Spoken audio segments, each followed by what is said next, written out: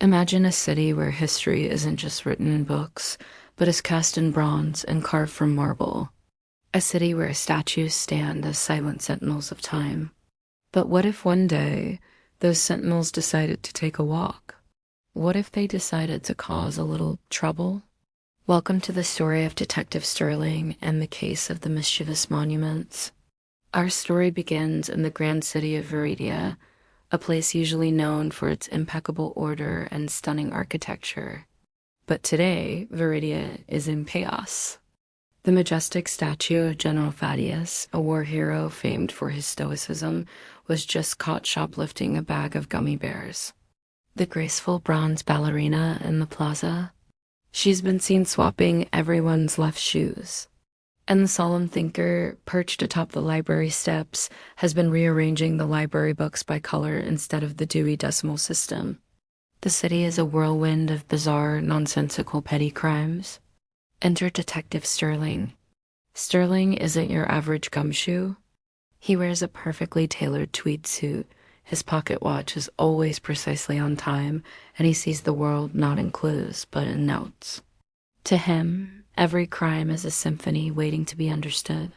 A jarring, discordant mess at first, but with a hidden harmony, a secret rhythm that, once discovered, reveals the entire story.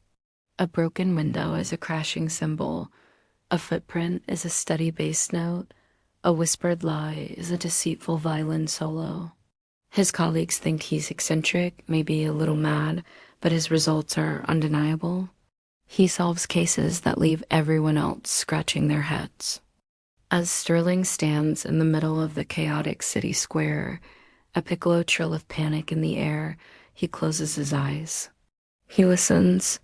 He hears the clumsy, heavy footsteps of the bronze General Latuba lumbering out of tune.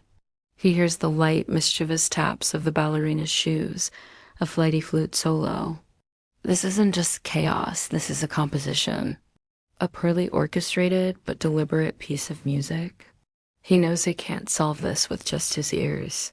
He needs eyes in the sky. He makes his way to his favorite park bench, a place he calls his office. With a soft whistle, his most trusted informant flutters down from a nearby oak tree. This is Pip, a pigeon with the soul of a jaded film noir detective. Pip isn't just any bird. He's cynical, street smart, and has an uncanny ability to find the most peculiar pieces of evidence. Sterling offers him a sunflower seed, the standard payment. Pip scoffs, pecks it up, and coos a series of gravelly notes that only Sterling can understand. Pip has the first lead. The trail of clues begins. It's a symphony of absurdity, a tune that makes no logical sense. First, Pip leads Sterling to the base of General Thaddeus's now empty pedestal.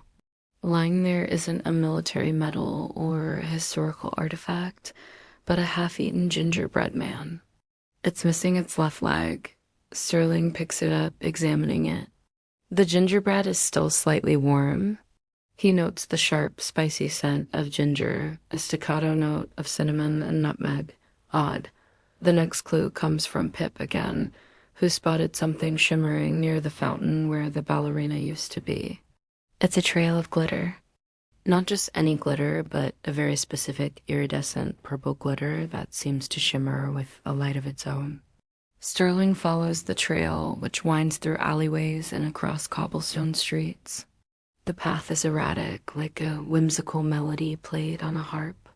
The glitter seems to dance in the air, leaving a faint, high-pitched hum behind it. The glitter trail ends abruptly at a laundromat, and there, tucked into the lint trap of a large industrial dryer, is the final piece of this strange puzzle, a single bright red sock. It's a child's sock with a cartoon rocket ship on it. It's clean, freshly laundered, and smells faintly of lavender, a gingerbread man, glitter, and a red sock. To anyone else, it's a collection of junk. To Sterling, it's a series of musical phrases, the spicy, earthy note of the gingerbread, the high, shimmering hum of the glitter, the soft, clean scent of the sock, a gentle, quiet coda. What kind of composition uses these notes? Sterling stands back, piecing it all together in his mind.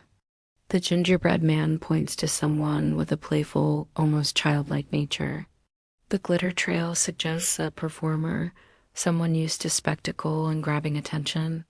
And the red sock, found in a laundromat, it's a clue about routine, about a daily life hidden behind the performance. The disparate notes are starting to merge, forming a single coherent chord. It all points to one place, the artist's corner in the main city park, home to Veridia's street performers. As Sterling and Pip arrive at the park, the air changes. Amidst the jugglers and caricaturists, a new sound cuts through the noise. It's a flute. The music is wild, chaotic, and strangely compelling. It leaps and dives, a whirlwind of notes that seems to pull at the very fabric of the world. And there, in the center of a small, captivated crowd, is the source. A man in a patchwork coat, his face painted with a sad clown smile, is playing a simple wooden flute, but this is no ordinary flute. It glows with a faint, magical aura, and as he plays, Sterling sees it. The trees seem to sway in time with the music.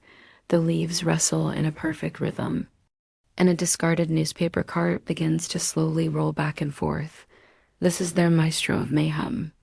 The street performer, whose name is Silas, sees Sterling approaching. His eyes, full of a deep theatrical sadness, lock with the detectives. He knows he's been found, but he doesn't stop playing. Instead, the music intensifies. This is the climax, the final movement. Silas unleashes a torrent of chaotic notes from his magical flute, a symphony of pure disorder.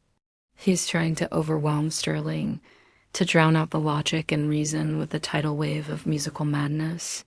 But Sterling is ready. He closes his eyes and begins his own composition. He doesn't have an instrument, not a physical one anyway. His instrument is his mind.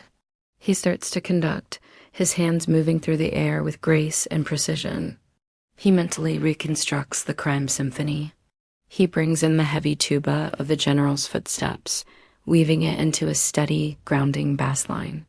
He layers in the flighty flute of the ballerina, taming its wildness and turning it into a structured, elegant melody.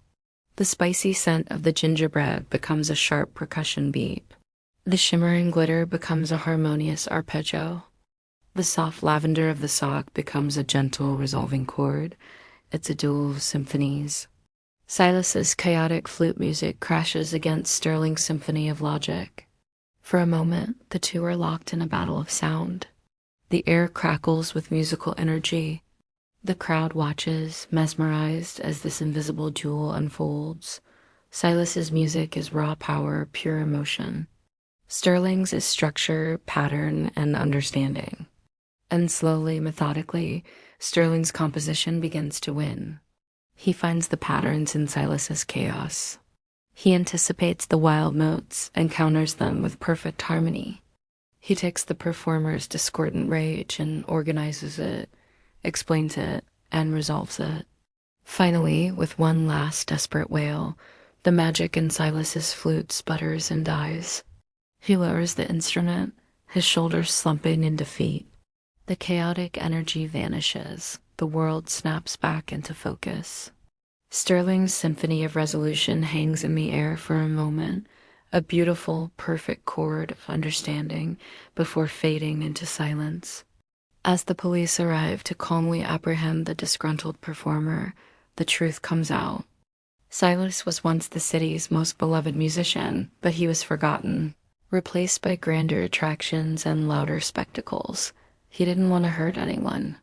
He just wanted the city to notice him again. He wanted them to see the little things, the absurd, beautiful details they had started to ignore. The statues weren't committing crimes. They were creating art, his art. With Silas in custody, a strange thing happens. All across Veridia, the statues begin to move. The bronze general marched solemnly back to his pedestal, placing the bag of gummy bears at its base. The ballerina gracefully leaps back into her pose, leaving behind a small pile of neatly paired shoes. The thinker returns to the library, having left a single colorful book on display at the front desk. Order is restored. The city is quiet once more. Back in his office, Detective Sterling sits at his grand piano. The case is closed, but the music remains. He begins to play. A new symphony, born from the chaos. It starts with the playful, spicy notes of a gingerbread man, weaves through a shimmering melody of glitter, and resolves with the soft, gentle theme of a single red sock.